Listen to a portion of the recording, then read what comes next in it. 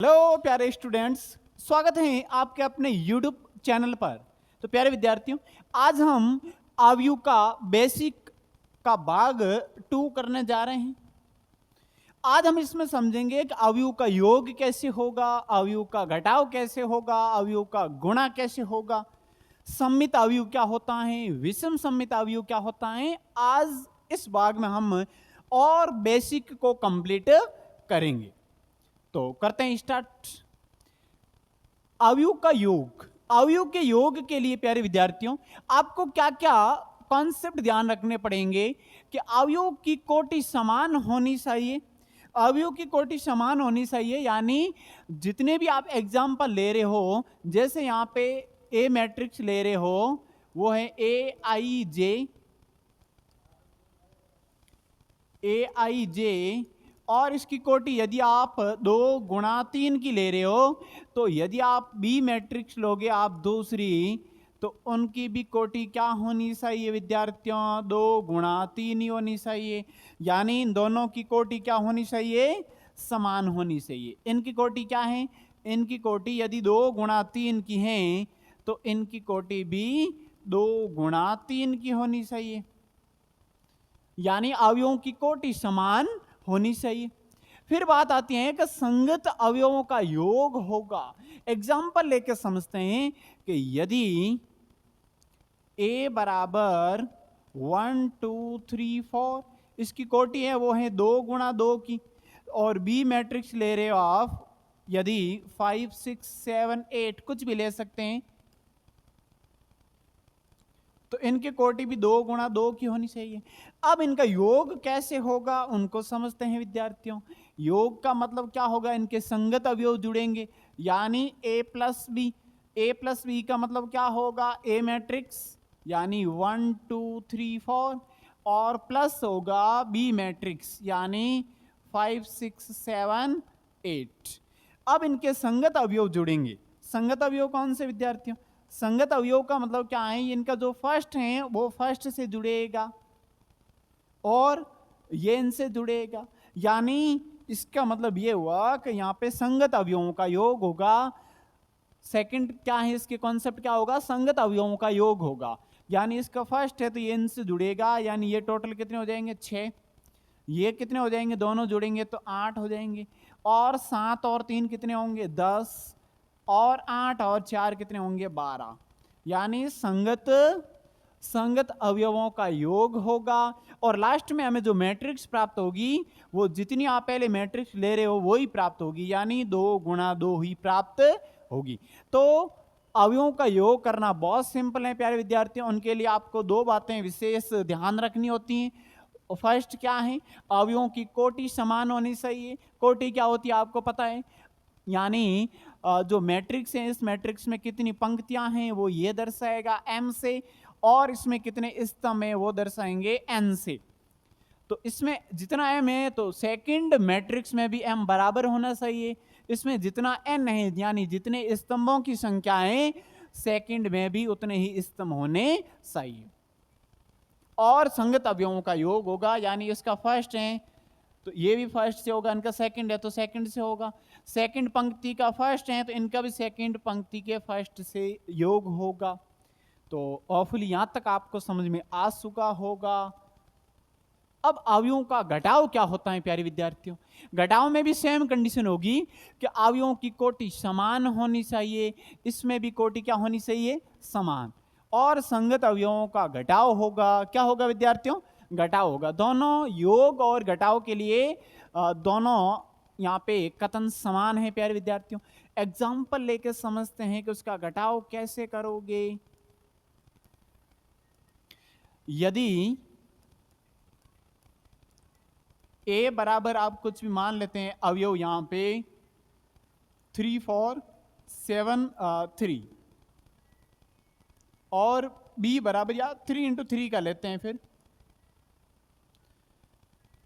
यहां पे 5, यहां पे 6 और यहां पे 2 ले लेते हैं, और ये कोटि क्या हो जाएगी, पंक्तियों की संख्या है 2, स्तंभों की संख्या क्या है 3 होगी। अब ऐसा कैसा और एक मैट्रिक्स लेना पड़ेगा, तो b बराबर मान लेते हैं।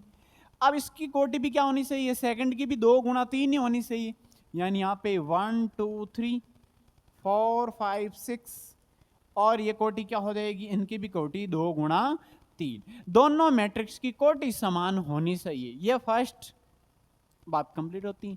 सेकंड क्या है, संगत अवयवों का घटाव होगा, यानी यदि आपको क्या ज्ञात करना है, a माइनस बी, यदि a माइनस बी करना है तो पहले a मैट्रिक्स लेकर जाए, 3 4 5 7 6 2, फिर घटाव होगा, वो क्या होगा, 1 2 3 4 5 6।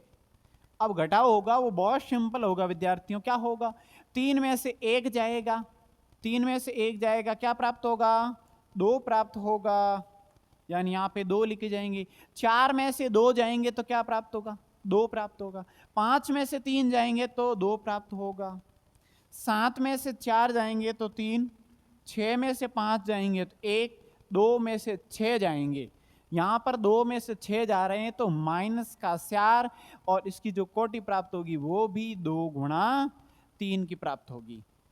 तो बहुत सिंपल है, घटाव और जोड़ दोनों बहुत सिंपल हैं। उनके लिए 2 बातें हमेशा ध्यान रखना है कि उन दोनों मैट्रिक्सों की, या 3 है तो 3 4 जितनी हो सकती है, उनकी कोटि समान होनी चाहिए, और उनके संगत अवयवों का योग या फिर घटाव होगा। चलो यहां तक कंप्लीट हो चुका है। अब हमारा जो आगे का पॉइंट है वो क्या है विद्यार्थियों, अवयवों का गुणा।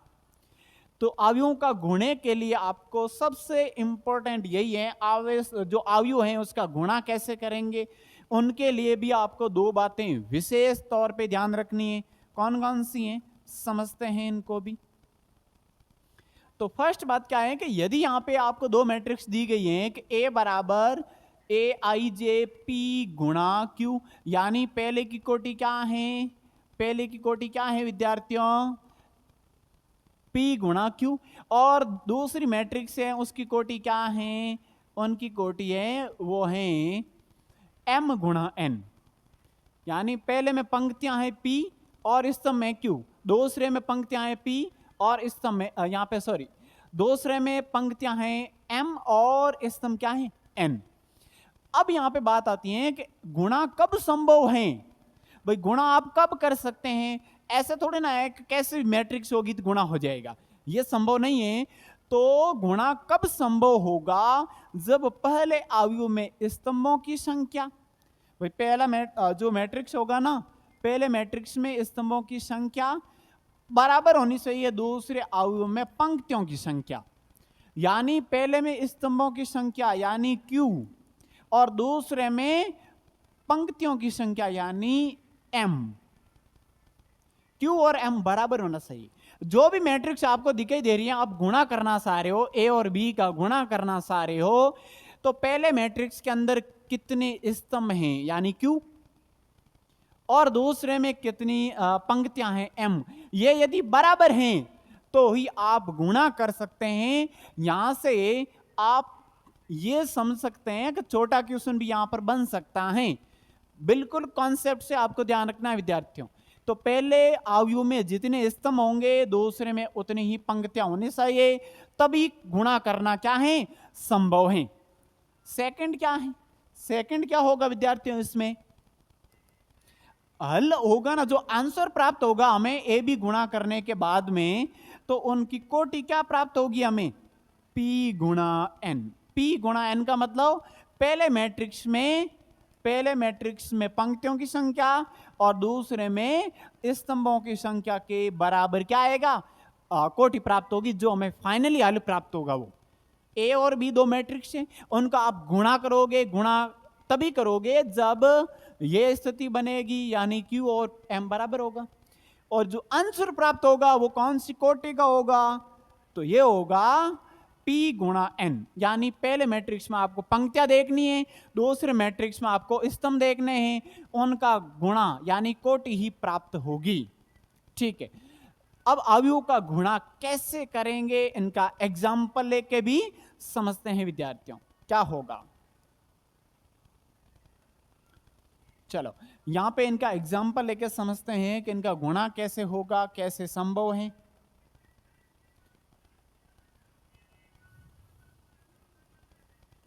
यदि ए बराबर मैट्रिक्स ले लेते हैं 1 2 और 3 4, इसकी जो कोटि होगी वो क्या होगी विद्यार्थियों?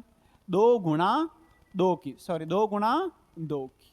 ठीक है, अब यहां पे जो b होगा ना, b की कोटि भी क्या होगी? यहां से आप क्या देख पा रहे हो, ये दोनों बराबर होने चाहिए। पहले में स्तंभ, दूसरे में पंक्तियों के बराबर। यानी यहां पे आप 3 4 5 6 ये भी ले सकते हैं, कोई फर्क नहीं पड़ेगा। इसमें क्या है, इसमें 2 हैं स्तंभ, 2 स्तंभ में, तो इसमें पंक्तियां कितनी होनी चाहिए? 2 ही पंक्तियां होनी चाहिए। यहां पे आप और कुछ भी रख सकते हैं, कोई फर्क नहीं पड़ेगा। आप चेंज कर लो कोटि, यहां पे 1 और 2 लिख लो, तो इसकी यहां पे कोटि क्या हो जाएगी विद्यार्थियों? यहां पे कोटि हो जाएगी 2 गुणा 3 की। कितनी हो जाएगी? 2 गुणा 3 की। क्या यह संभव है? क्या यह संभव स्थिति बन रही है? इसमें देख सकते हैं आप Q, यानी स्तंभों की संख्या और इसमें पंक्तियों की संख्या ये बराबर हैं। क्या उसमें ये ऐसा संभव है? यहाँ पे ये देख सकते हैं क्या संभव है। यहाँ पे 2 गुणा 2 हैं, यहाँ पे 2 गुणा 3 है। ये समान होना चाहिए, यानी Q और M बराबर होना चाहिए। ये चाहे बराबर हो या ना हो, कोई मैटर नहीं करेगा। यहां से आपको कॉन्सेप्ट ज्यादा समझना पड़ेगा विद्यार्थियों। तो होपफुली यहां तक आपको समझ में आ चुका होगा। ठीक है, अब इसका करते हैं गुणा। ये तो 2 मैट्रिक्स आपको क्वेश्चन के अंदर मिलेगा। अब हमें इसका गुणा करना है, तो गुणा कैसे होगा? ए बी, यहां पे हमें गुणा करना है ए और बी का। तो कैसे करोगे? पहली मैट्रिक्स लिखेंगे 1 2 3 4। सेकंड मैट्रिक्स लिखेंगे, वो क्या होगा?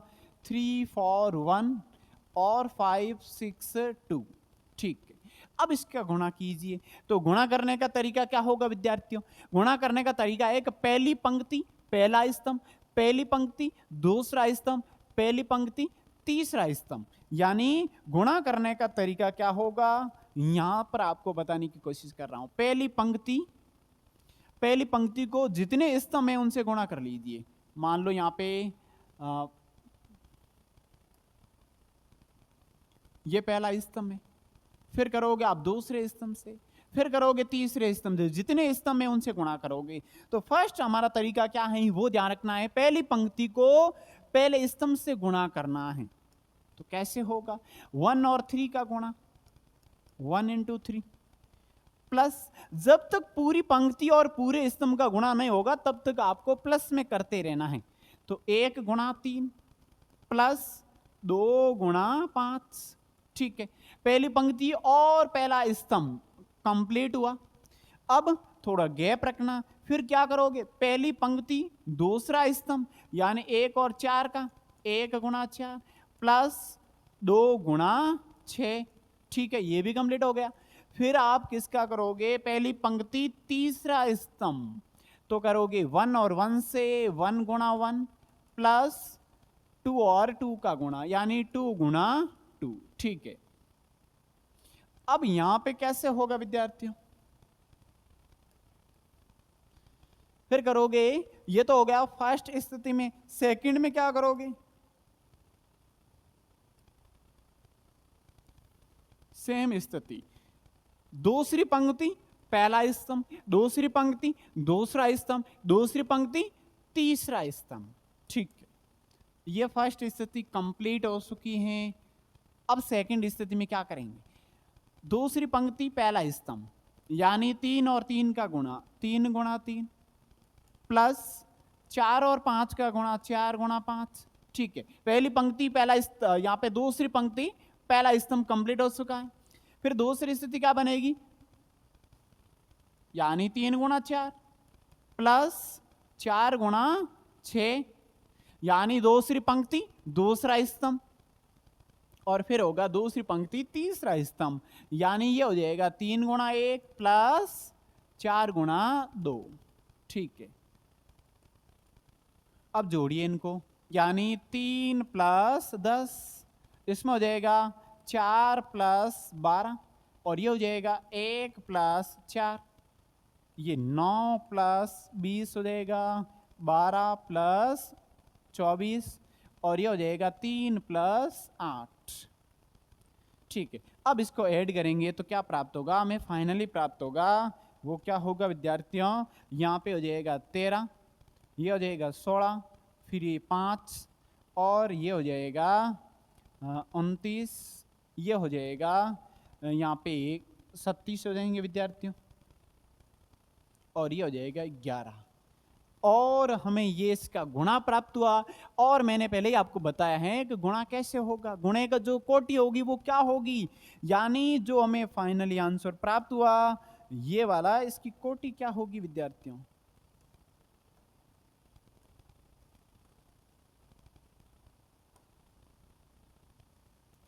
इसकी कोटि क्या प्राप्त होगी, इसकी कोटि प्राप्त होगी पहले मैट्रिक्स में कितनी पंक्तियां हैं यानी 2 गुणा दूसरे में कितने स्तंभ हैं, यानी ये हमें फाइनली प्राप्त होगी, यानी 2 गुणा 3, इसमें 2 पंक्तियां हैं 3 स्तंभ हैं, उसके रूप में हमें फाइनल आंसर प्राप्त होगा।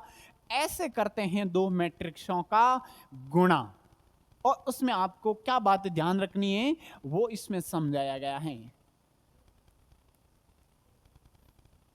ठीक है, अब आगे समझते हैं कि मैट्रिक्स का परिवर्त क्या होता है विद्यार्थियों, अवयव का परिवर्त, परिवर्त या ट्रांसपोज क्या होता है विद्यार्थियों, यानी पंक्तियों को स्तंभों में बदलना और स्तंभों को पंक्तियों में बदलना।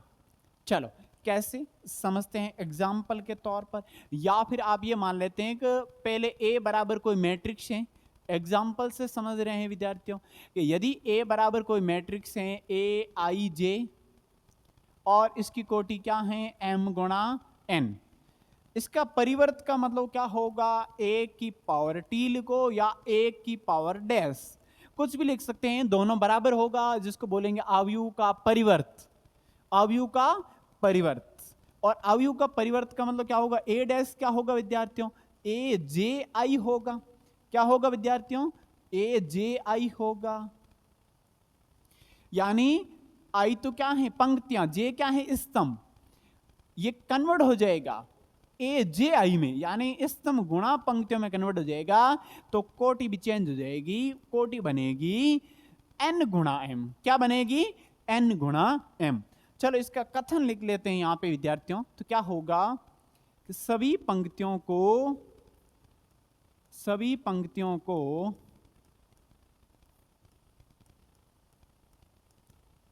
स्तंभों में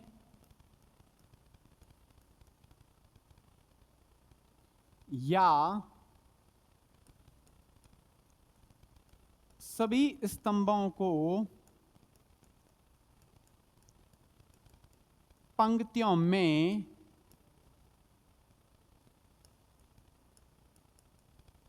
बदलना क्या कहलाता है, अवयव का परिवर्त कहलाता है, अवयव का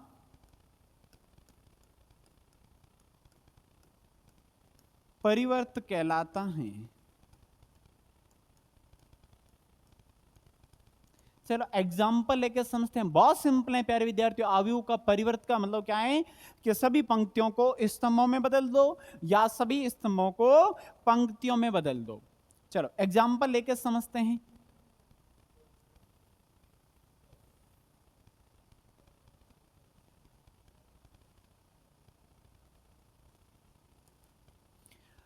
यदि यहां पे A बराबर कोई मैट्रिक्स है 3 5 यहां पे 7 और माइनस का 2 और इसकी कोटि यहां पे 2 गुणा 2 की कोटि है, यदि आपको A डैश याद करना है तो क्या होगा विद्यार्थियों, A डैश याद करना है तो वो हो जाएगा पहली पंक्ति को पहले स्तंभ में बदल दो, ये पहली पंक्ति है उनको ऐसे स्तंभ में बदल दो, यानी ये हो जाएगा 3 5, दूसरी पंक्ति है उनको दूसरे स्तंभ में बदल दो, तो ये हो जाएगा 7 माइनस 2, 7 माइनस 2, पहली पंक्ति को पहला स्तंभ बना दिया, दूसरी पंक्ति को दूसरा स्तंभ बना दिया, और इसकी कोटि तो क्या रहेगी 2 गुणा 2 ही रहेगी, इसमें कोई फर्क नहीं पड़ेगा क्योंकि ये समान है कोटियां।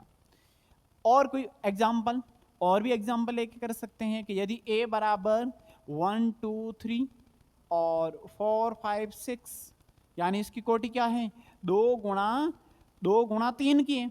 तो ए डैश क्या होगा विद्यार्थियों, ए डैश हो जाएगा 3 गुणा 2, 3 गुणा 2 यानी पहली पंक्ति है पहला स्तंभ बना लो 1 2 3, दूसरी पंक्ति है दूसरा स्तंभ बना लो, और इसकी कोटि हो जाएगी 3 इंटू 2 की, 3 इंटू 2 की। तो यह होता है अवयव का परिवर्त, ट्रांसपोज ऑफ मैट्रिक्स। ठीक है, आगे समझते हैं कौन सा टॉपिक है, यानी सममित अवयव। तो प्यारे विद्यार्थियों, सममित अवयव, विषम सममित अवयव के बारे में इनसे पहले वाले भाग में कुछ व्याख्या की थी।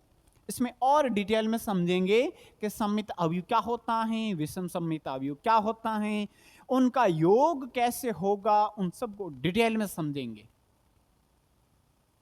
चलो, सममित अवयव, सममित अवयव का मतलब क्या होता है विद्यार्थियों, एग्जाम्पल के तौर पर पहले समझते हैं कि सममित अवयव क्या है। सममित अवयव का मतलब क्या है कि यदि ए डैश बराबर ए प्राप्त हो जाए। अभी तो आपने परिवर्त के बारे में पढ़ा होगा विद्यार्थियों। परिवर्त का मतलब क्या है कि पंक्तियों को स्तंभों में बदलना है और स्तंभों को पंक्तियों में बदलना है। तो यदि ऐसा करने पर कोई प्रभाव न पड़े या कुछ भी चेंजिंग न आए तो फिर वो क्या कहलाएगा, सममित अवयव। कैसे, देखो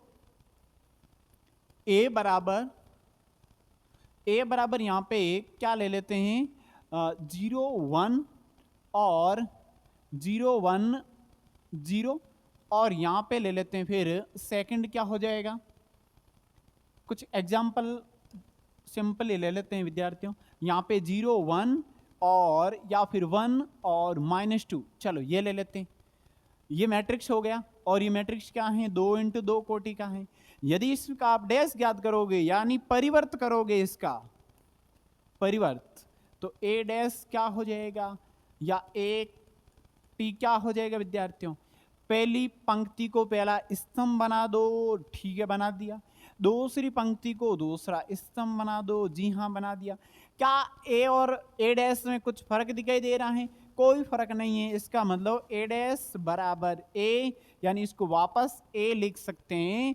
तो ये क्या बन गया, ए डैश बराबर ए प्राप्त हो रहा है। इसका मतलब क्या हुआ, ये सममित मैट्रिक्स हैं, इसको सांकेतिक रूप में क्या लिख सकते हैं कि यदि कोई भी ए बराबर मैट्रिक्स है, ए आई जे, और इसकी कोटि है m गुणा n, और साथ ही यदि इसका आप डैश करोगे यानी ए जे आई करोगे तो भी कोटि क्या होगी, यहाँ पे कोटि क्या रह जाएगी, कोटि समान ही रहेगी, कोई फर्क नहीं पड़ेगा इसमें। m गुणा n ही लिख लें या फिर n गुणा क्या लिख लें, n गुणा m लिख लें, तब ये दोनों बराबर होगा। ये दोनों बराबर होगा तो इन स्थिति को क्या बोलेंगे, ए डैश बराबर ए। तो यही स्थिति क्या होगी, सममित की स्थिति होगी विद्यार्थियों। तो यहां तक आपको समझ में आ चुका होगा विद्यार्थियों। आगे क्या है, विषम सममित अवयव।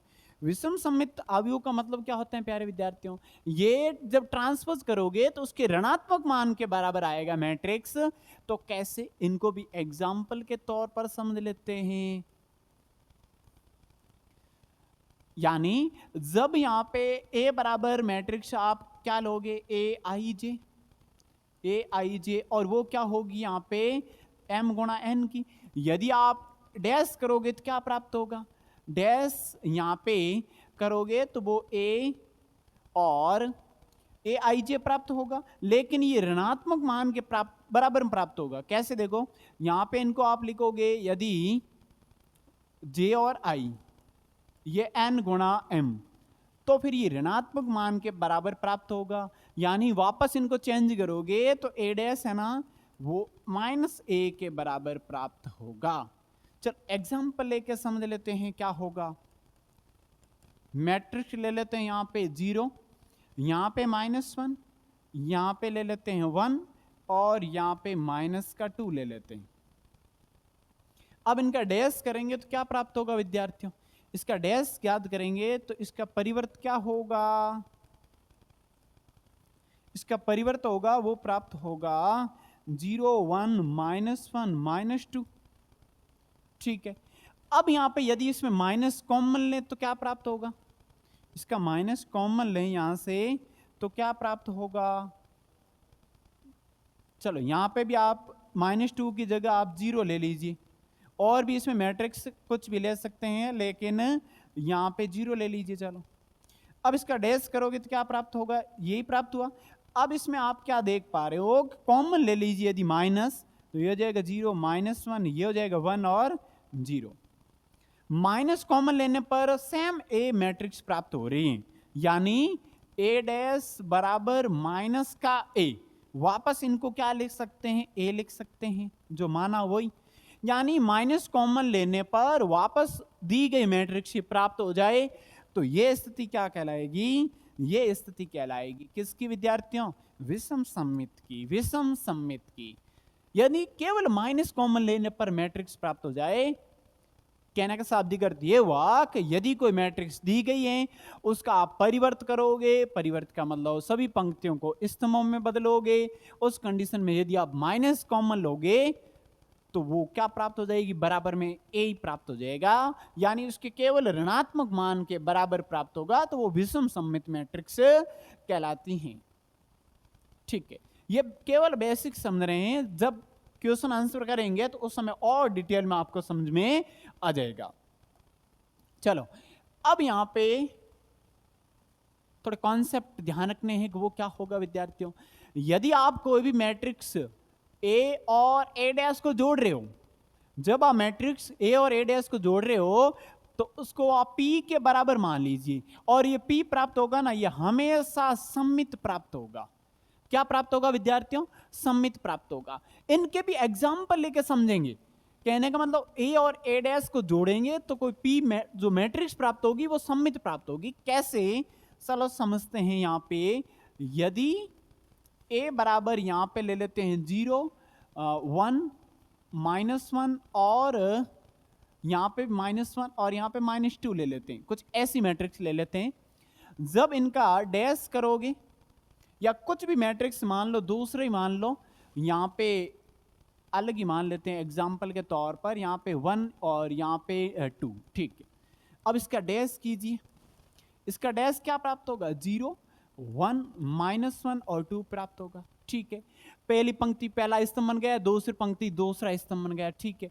अब इनको जोड़ेंगे तो a प्लस ए डैश, तो क्या प्राप्त होगा विद्यार्थियों, इनको जोड़ें 0 -1 1 2 प्लस क्या होगा 0 1 -1 2 होगा।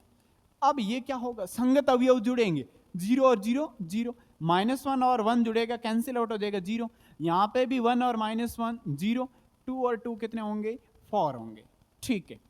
ये क्या प्राप्त हुआ, a प्लस ए डैश, जिसको आप क्या मान लो, p मान लो, क्या मान लो, p, तो 0 0 0 4। हमें p क्या प्राप्त हुआ, हमें p क्या प्राप्त हुआ विद्यार्थियों, यानी ये मैट्रिक्स प्राप्त हुई। ये मैट्रिक्स हमेशा क्या होगी, जब a और a डैश जोड़ोगे तो हमेशा ये मैट्रिक्स क्या होगी, सममित होगी। सममित का मतलब क्या है, यदि आप p डैश करोगे ना तो क्या प्राप्त होगा, 0 0 0 4, ये सेम ही प्राप्त होगा। यानी पहली पंक्ति को पहला स्तंभ, दूसरी पंक्ति को दूसरा स्तंभ बना लिया, तो p डैश को आप ये क्या है, p के बराबर है, यानी हमेशा p डैश बराबर p प्राप्त होगा। ये डायरेक्ट नहीं पूछ रहे हैं कि a का डैश करोगे तो डायरेक्ट, a सममित नहीं है, a मैट्रिक्स सममित नहीं है, a प्लस ए डैश, यानी उसको आपने क्या लिखा, p, ये p क्या है, ये p सममित है, यानी p डैश बराबर p हमेशा प्राप्त होगा। ये हमारा पहला कॉन्सेप्ट, ये पहला कॉन्सेप्ट हमारा यहां पे कंप्लीट होता है। यदि कोई आप मैट्रिक्स लोगे, उसमें उस मैट्रिक्स और उसके परिवर्त को जोड़ोगे तो एक जो नई मैट्रिक्स प्राप्त होगी, वो मैट्रिक्स हमेशा क्या होगी, सममित मैट्रिक्स प्राप्त होगी, ठीक है। अब यहां पे बात आती है कि a माइनस ए डैश बराबर क्यू होगा ना, वो विषम सममित प्राप्त होगी। चलो इनको भी एग्जाम्पल लेके समझते हैं कि कैसे प्राप्त होगी विद्यार्थियों।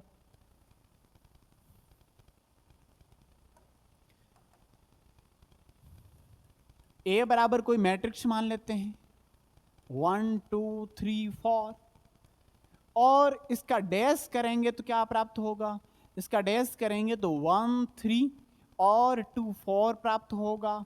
अब क्या कहा इसमें, एक a माइनस ए डैश कीजिए, ठीक है, a माइनस ए डैश, यानी a में से a डैश मैट्रिक्स को घटाएंगे तो ये 1 2 3 4 और घटाएंगे a डैश को, यानी 1 3 और 2 4।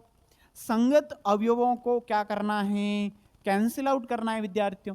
1 में से 1 कैंसिल आउट यानी 0, 2 में से 3 कैंसिल आउट होंगे तो -1, 3 में से 2 यानी 1, 4 में से 4 0, ठीक है। और ये प्राप्त हुआ हमें a minus A dash. a minus A dash को क्या मान लीजिए, q मान लीजिए, क्या मान लीजिए, q मैट्रिक्स मान लीजिए। वो क्या होगा, 0 -1 1 0। अब इस q का यदि आप परिवर्त करोगे, q का परिवर्त तो क्या होगा विद्यार्थियों, q डैश बराबर हो जाएगा, पहली पंक्ति को पहले स्तंभ में बदल दीजिए, दूसरी पंक्ति को दूसरे स्तंभ में, यानी दूसरी पंक्ति को दूसरे स्तंभ में बदल दीजिए। क्या इसमें से माइनस कॉमन ले सकते हैं, जी हाँ, तो ये बन जाएगा 0 -1 1 और 0, q डैश बराबर माइनस, इनको वापस क्या कह सकते हैं, q कह सकते हैं।